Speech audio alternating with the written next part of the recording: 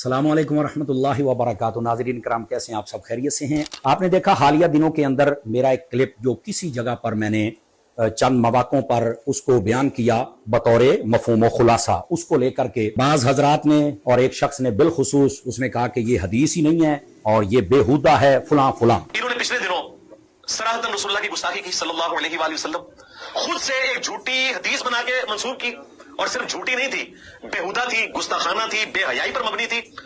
اور اس نے یہ نہیں کہا کہ یہودی کہتے تھے یا کرسچنز کہتے تھے، خود سے اس نے ایک حدیث بنائی منافق کی مثال بیان کرتے ہوئے نبی اسلام کی طرف منسوب کر دی۔ میں نے جب یہ معاملہ دیکھا تو میں نے سارے کا سارا معاملہ علماء کے سپرد کر دیا۔ کئی دنوں کی تحقیق کے بعد انہوں نے اس بات کو واضح فرمایا کہ حدیث شریف بھی موجود ہے اور یہ مفہوم بھی علماء نے لکھا ہے، اور اس کے اندر عربی شروحات اور جتنے مترجمین اردو کے سب نے بھی اس کو لکھا۔ انہوں نے کہا کہ ایسے الفاظ جس کو کوئی لے کر کے کسی کو ورغلا سکے، ذہن خراب کر سکے، آئندہ سے آپ نہیں بولیں گے شائستگی والے الفاظ۔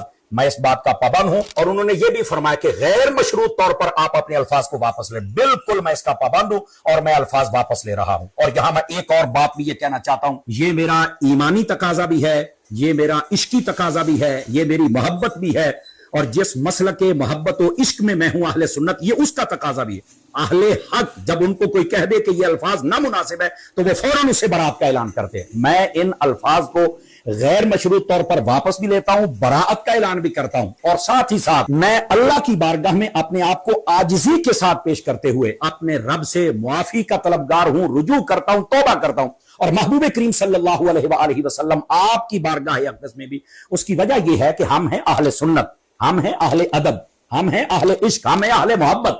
ہمارے اور دوسرے لوگوں میں فرق ہی اسی محبت کا ہے۔ ہم کہتے ہیں گفتگو کریں تو ادب کے ساتھ، محبوب کے کوچے کا نام لیں تو ادب کے ساتھ، ان کے صحابہ اور اہل بیت کا نام لیں تو ادب کے ساتھ، تذکرہ کریں تو ادب کے ساتھ۔ بھلا ہم سے کوئی توقع کرے گا گستاخی کی؟ ولا حول ولا قوت الا باللہ العلی العظیم۔